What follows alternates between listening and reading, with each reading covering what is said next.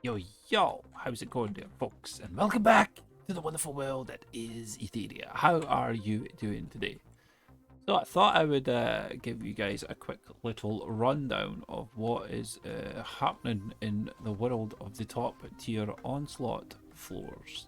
And that I shall do for you right now. Let's find ourselves a nice little patch of ground to do so, and we will smash it out real quick for you.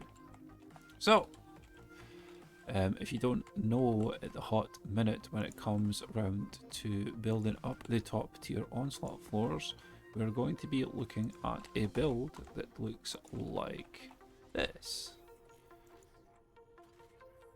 So we're going to get our traps in, we're going to get our proton beams down, we're also going to break in our oil geysers as well. We're going to put down a buff beam as well. If you need to, obviously you would add in your reflect beam as well, and then also we have our Frosty tower as well. So when it comes down to the top tier high Onslaught floors, when you get up into the floors past, well, basically when you come up into 948 and higher, this will be the build it is that you're going to be looking to do and to spam down.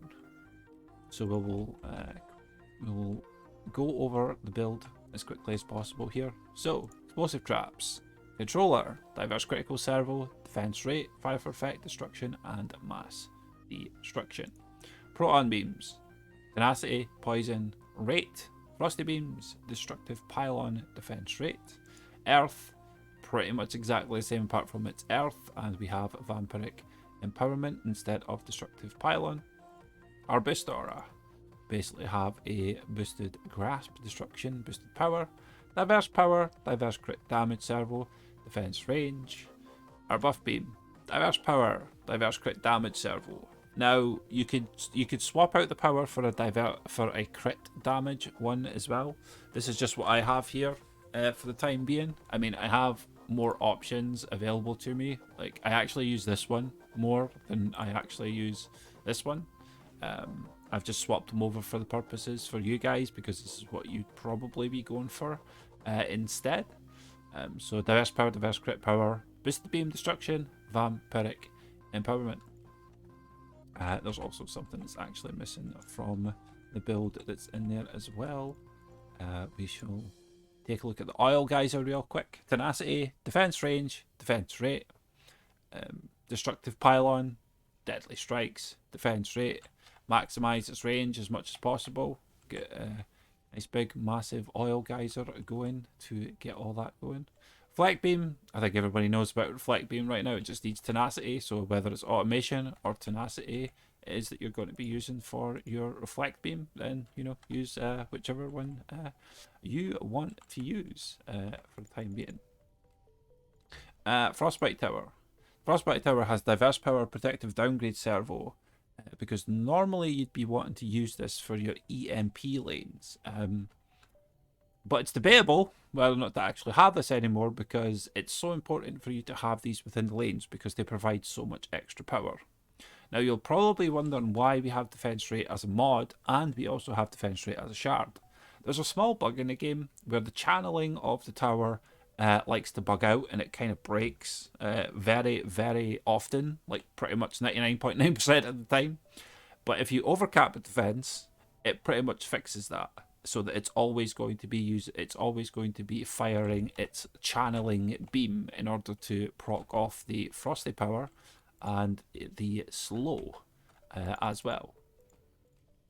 So frostbite tower, frosty power, vampiric empowerment. The reason why we have vampiric empowerment is because we cannot maximize the frostbite's tower DPS in any way, shape, or form, but we do have Ascension, which does allow us to put the frostbite health up, and there's a good chunk of health that's in there, so we can maximize more frosty power by using vampiric empowerment, which has 76% of its defense health transferred over into the frosty power for the defense stat on the medallion, So we can basically take a good chunk of that HP and transfer it over into even more defense power. And it's crazy how much more defense power it is. It's something like 70%, 70, like 70% more DPS on that stuff. It's crazy how good it is. Now, when it comes round to the flame aura, most people are probably going to be going with either a melee chaos, like what I have here, or they're going to have a melee controller, or a chaos controller, or whatever controller it is that you happen to have. Now, flame auras within, right, so high tier onslaught floor. We talked about 948 and higher.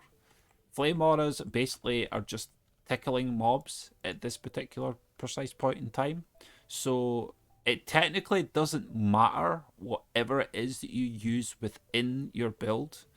But if you want to maximize the full DPS of the entire build, it's actually better for you to swap it for a diverse relic instead.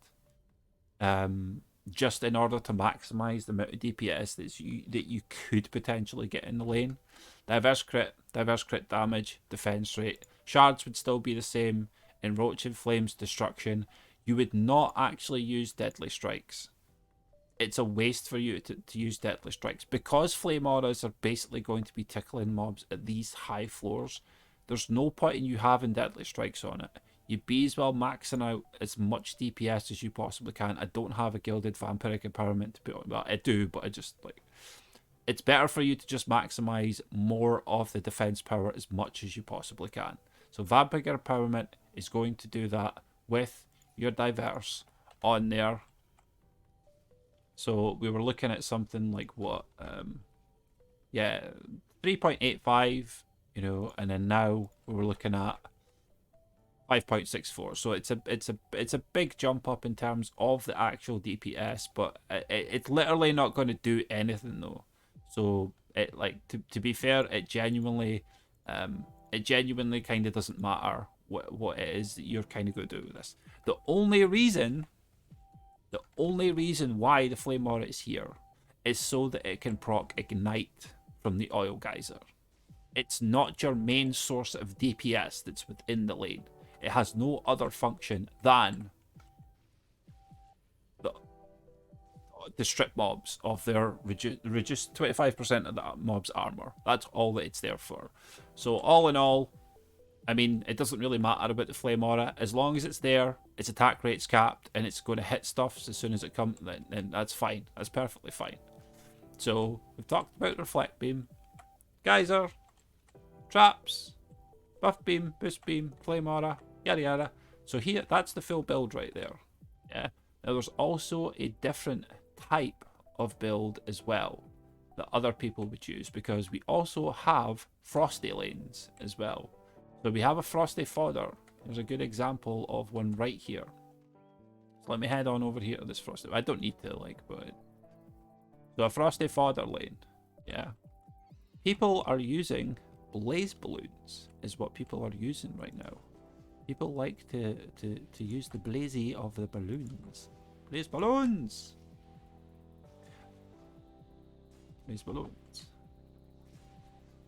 Oh, what's that? I can't... Oh, what's that? I can't quite reach these two front blaze balloons. Did I not build it properly or something? Let's double check. Yeah. Let's double check to see if we built this all properly. So we squeeze in the blaze balloon there, squeeze in the blaze balloon there, squeeze in the blaze balloon there, squeeze in the blaze balloon there. Oh look, and what do you know? I'm able to hit all of them. Now, the reason I'm able to hit all of them is potentially due to my AP, my ancient powers, is the fact that I actually have the ancient builder that's actually giving me the extra 10%. Now, if you don't have that, and if you're kind of wondering, well, Omni, I can't reach those. I've seen people do this. I've seen people build this. Like, you do not need to do that. You simply do not need to do that. Yeah. The best thing for you to do, right, is hold shift. Yeah. Get your blaze balloon, pull it to the back. Yeah. And then you just nudge it over the side and make sure that it lines up. I don't know if you could see it, like the line up that I have right there. Yeah. And you do exactly the same here. Just put your blaze balloon right at the back, pull it back, and move it to, then just nudge it to the side a bit. And then line it up so that you can see the little, all the pretty little lines all here. You can see all that. And then you could get your booster in behind it. It'll take you a little bit of practice in order to perfect this, but you will notice that you can nudge. You can see that like my booster is like way forward now compared to where it was before. It was just barely cutting the edge of these guys. Yeah. So blaze balloons like this. Yeah. We want to catch the mobs all here. Yeah. So we're going to want to get in our proton beams round about here-ish. Roughly about here-ish. You could pretend, I think, on the top of this, just on the top, just slightly not in the middle, but just slightly in front of it is where you kind of want to place that. And then you get the other one right there as well. Yeah, because you want to make sure that you get the petrification right here. So this would be your spot, would be right there. Of course, you want to put the oil in as well. So you're going to have to play around with the placement for that. And then buff beam in here as well. Now, there's no point in you putting in a Frosty tower in here. Like, especially if it pops up that enemies are immune to it. It doesn't matter for a Frosty fodder because they're pretty much just going to walk out into the lane and your frostbite tower is going to die. Like, that's just the end all be all of it. There's literally no point in putting in a frostbite tower for this lane. The Frosty Goboos, goblins at the top of there, the Goboos, bomb throwers, they're literally going to walk up to here, see that tower, and literally just launch at it before they even hit this. They're going to see it and just start hitting at it from here. So there's no point in having that there. Now, if you have enough DU left, you can. Voice is going. You can put down a reflect beam, but it's only if you have enough DU. It's very, very rare in that occasion you'll have DU to do that. So just don't do that. Just no, don't do that. Now, when it comes down to the Frosty lanes, obviously I've built this. You're going, oh, what, blaze balloons? Yes, blaze balloons. And we're looking at having anti-frost, anti-goblin defense rate. Preferably destruction and mass destruction with defense rate as well. You can use a vampiric empowerment in here though, if you so choose to do so. You can have vampiric empowerment in here. It doesn't have to be mass destruction, but more than likely you're not going to be alone. Hopefully you're not going to be, especially when you're in those high tier floors. You just won't be alone. So there's going to be somebody there with you that can bring 2 mass destructions to the table as well. So it's mass destruction here on the boost aura, mass destruction on the buff beam, mass destruction on blaze balloons, and then obviously mass destruction on the explosive traps as well. So that's hopefully what you're going to be looking for there. In the very first wave, you do not need to have these overcapped. Especially if it's a Frosty fodder lane like this. There's no Frosty orcs in this lane until the second wave. Maybe even the third one. So if you do not need to have these overcapped, there's no reason for you to have them overcapped. Just get your vampiric empowerments and jam them in there. It's the best thing for you to do for that slot. In the first wave or two, keep your eyes out on this lane. Find out when the frost orcs come. When the frost orcs come, just simply swap it. Just get the defense rate back in here again.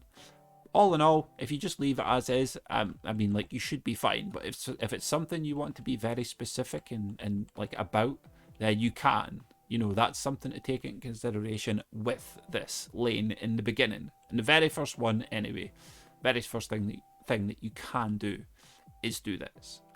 So there's the Frosty setup that people would be using now in order to get past the Frosties. It's an expensive one, so like if you can get lanes that are all bunched up together, like, you know, like I've got the ones all the way down there, they're all crammed up together and that really helps you to save on the DU, especially, well, if I was to run this map, which I'm totally not going to because it's 994, you're going to need the DU in order to build something like this. So that's ultimately what it is that you're going to be looking to do for that lane. I think I've covered everything anyway so far, from the blaze balloons, the buff, the boost, the proton beams, the oil geyser as well. Now there's a couple of other things to take into consideration as well for when you're doing Onslaught. Or we can maybe even just talk about some other stuffs and things that you might want to have within your arsenal. One of them is going to be a weapon manufacturer that has the self-electrocute proc as well. So we have Storm, Water, Stun and Rev, Defense Rate, Deadly Strikes, Defense Rate. It's overcapped just for the sake of it being overcapped. It's just how it is. It's just how it's set up. Does it need to be? But it is. You want to use these for some of your assassin lanes. So if you're in a party of people, but you just kind of almost seem to keep losing, and you're like, these damn assassins, man. That's what this is here for, is to have within your arsenal, so that you can get these guys completely locked down. Where is it? There it is. It is. So you can get these guys completely locked down. Yeah, you can see it back there. Yeah, weapon manufacturer. This is going to help you lock down those assassins, those pesky assassins that are really going to get in your way. So having this within your arsenal is a very, very good thing to have. Now, when it also comes round to flyer lanes, especially if you have, say, like, so example there, we have Stabby Dargons over here. It's a lane that's quite common. We want to obviously reflect beam this. Skyguards do absolutely nothing. We've already talked about flame auras just tickling mobs as well.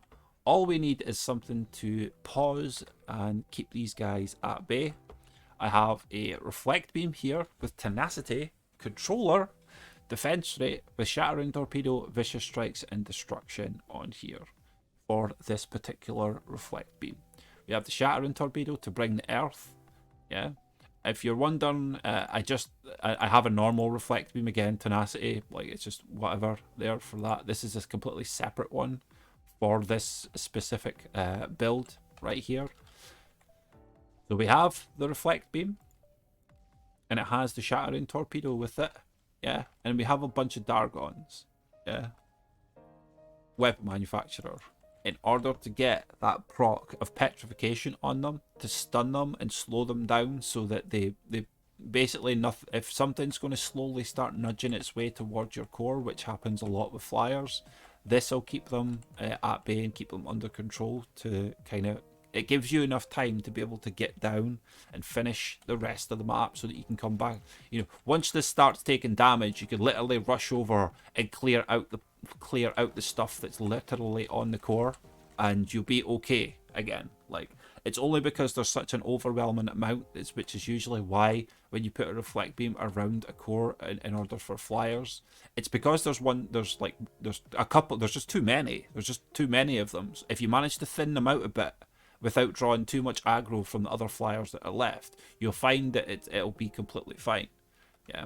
So having the reflect beam in your arsenal is another good thing to have. You don't necessarily have to have it, but when it gets round to some of the floors, you probably wish that you would have had it. And then obviously I think everybody's got the weapon manufacturer at the moment with the poison, stun, revelation, defense rate. This would just be destruction and probably vampiric empowerment, or just, you would just fill in the slots here pretty much, because you would have the deadly strikes pretty much in here. As long as it's got the range, like, it's not there to do damage, it's just there to kind of proc the petrification and keep these guys under control while they're all trying to beat down on this thing, because they're all going to be literally like right here trying to beat down on this thing, you know. So like, it'll just basically keep them under control. That, like, you need to hence why we have the vicious strikes, in order to maximize the full range of the reflect beam as well. That's why we have that in there too. So there's that. It'd be something else that you should maybe consider to have within your arsenal as well. Yeah. Serpent's coils. Oh, Serpent's coils. How we absolutely love you guys now. The changes from the last previous update allows us to spam multiple of these without actually having to have the need for the old coil mod. The mod for the weapon is what it was that you used to have before for these. But no more! You do not need these anymore, which is absolutely fantastic. Don't need to have any of those anymore. And these guys are actually upgradable as well. So it's absolutely fantastic. And then with that, we're going to use these as baits, of course. We're going to use them as baits. Hardened servo, protective downgrade servo, and refund servo. It's important to have the refund servo and the protective downgrade servo. You're literally going to get pretty much more. You're going to pretty much have all the mana back from these guys if these guys die on you. Obviously, protective downgrade, you upgrade it, it can take a hit from an EMP afterwards when it gets downgraded to this. And if it does so happen to get destroyed, it means it will have mana. It'll have mana just sitting right next to it because it's got that refund servo that's on it as well. So it's super, super handy. I run auto repair system, fortification, and the juggernaut is what I use for the Serpent's coils. Is what I run. On those bad boys. Obviously, we're using a totem in order to maximize its HP as well, so it could take hits. So we have that as well. Something else you would probably like to have within your arsenal, which is another thing which is new, the new the new hotness. It is it's FSAs. FSAs seems to be the, one of the new hotnesses that everybody's using these right now.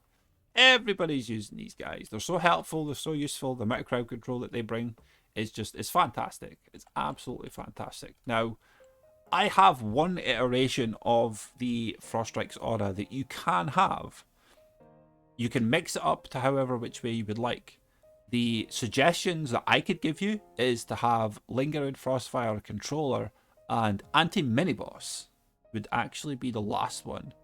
And you would just use a Gilded Defense Rate for the as the shard slot here. Destruction, Vamp, Defense Rate, Lingering, Controller, and Mini-Boss would probably be like a very helpful one for you to have on here as well.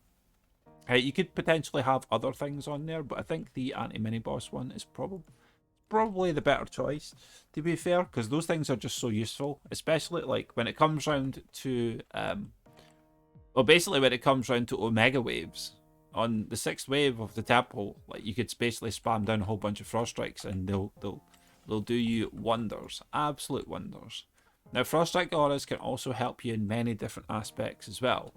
Now, I currently do not have a flyer lane that's flying over this way at the moment, but I can potentially, there's a couple of things that I could show you here, but with a Froststrike aura, you can drop flyers down into this void by just simply putting a Froststrike aura in a correct spot right here. That's 20 DU. Just to drop flyers straight down into this void over here. The other thing that I would usually do on the lower tier floors, is I would usually put down sky guards right here as well, so that they can shoot and hit the flyers away over there and drop them straight into that void. It takes a bit of practice. It's not 100% foolproof. It doesn't work all the time. It does work well though. I mean, if you ever see a flyer or two making it past, you know, basically this right here, like on the map, you look at the map, there's like a little circular piece on the map here, and then you see like a line on the map, like the line, like it's right here basically, it's on the map location. If something makes it past this little point here, basically right there, if something makes it past that little, like that little dot there, that's when you should start be hesitant about, you know, getting over here and trying to deal with whatever. If you don't have a reflect beam over this anyway. But for the majority of the part, the sky guards will just keep them locked down long enough anyway so that you can reach over here to this particular side. Frostix auras can help you in many other different scenarios as well. We've got spots over here that you can use for flyers as well. You can also come away over to... Oh, if I could jump. I don't know why I'm like lagging all of a sudden and stuff. Depending on what lanes it is that you have over here. So on this left hand side, I've got mobs. On this right hand side though, I don't. I still have like flyers coming in from this side. You just simply put your frost strikes on the side here. Is all that you do. You know, if this lane opens up as well and you've got both of them, you just try to get these bad boys in as easy as you can to try and catch the flyers as soon as possible. Basically, you do your best to fit these guys in to try and get them to get these flyers to drop straight down into this particular water void in there as well. Is there anything else that we can cover to talk about? Let's see. Is there lanes here that can maybe iterate me to see what it is? No, not really. Not really. There's only other little bits and pieces that I could really explain to you from... I mean, just your floor climb, really. Just your floor climb.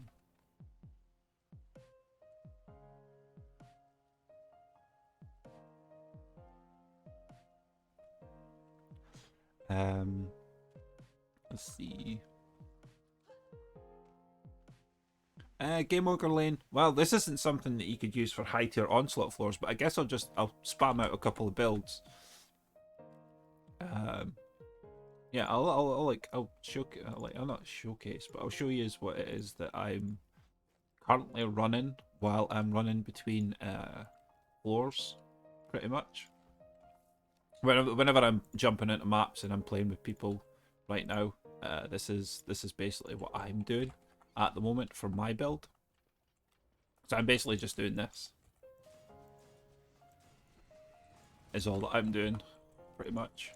Whenever I'm doing my Onslaught floors, I'm running around with fishers and I'm running around with dragons at the moment. If you don't know about the fishers, anti-chaos, anti-melee, ember mount flames, destruction, mass destruction, defense rate. The dragons, we have dragon's haste, destruction, mass destruction, with anti-melee, melee boom, and defense rate on there as well. My dragon's nests 8.41 at the moment. If you're wanting to know the DPS, 8.41. Fishers 4.77. Lava Davenge is 1.38 mil at the moment of this as well. There's still more room for these to actually go up a little bit more. I'm slowly but surely getting there with my Lavamancer at the moment, but he's lacking a little bit. In terms, he's still got a good. This should be at 12, not 10. So he's still got a little ways to kind of grow to get those guys built up a little bit as well. Yeah, my current spammage for when I'm doing in between floors. If you feel like this is too expensive for you to build with, which it might be, I'm pretty much just doing this as well. Is all that I'm doing. I'm just putting in a water and a Froststrike Aura as well, so there is this iteration of the build as well. And obviously most people are just currently spamming down this right now for their C9 runs. That's perfectly fine. Like, you could still do that for when you're doing your Onslaught floors. You just might want to start adding in a little bit more than just the fishers though. Like, fishers are great for dealing with like a lot of mobs kind of thing. Well, it sort of is, but adding in your Froststrike Aura is a good thing. Try not to put them too far forward though. Try and put them at the back a bit. I mean, this build will do you wonders as well at the same time. But I think I'm just kind of gibbering away for the time being. I've showed you the Onslaught stuffs and things when it comes around to the FSAs. We've got the blazes, we've got the traps, we've got everything that you would be looking to build. We've showed you what to do against the flyers pretty much. And yeah, I think that's probably all that she wrote. If you've got any comments, queries, things you maybe think or thought that I've missed in order for my quick little stuffs and things video, then yeah, feel free to drop a comment down below, and I will catch you all later in the wonderful world that is etheria. Etheria! Etheria! Lay boop to your face, Hadouken, and hail!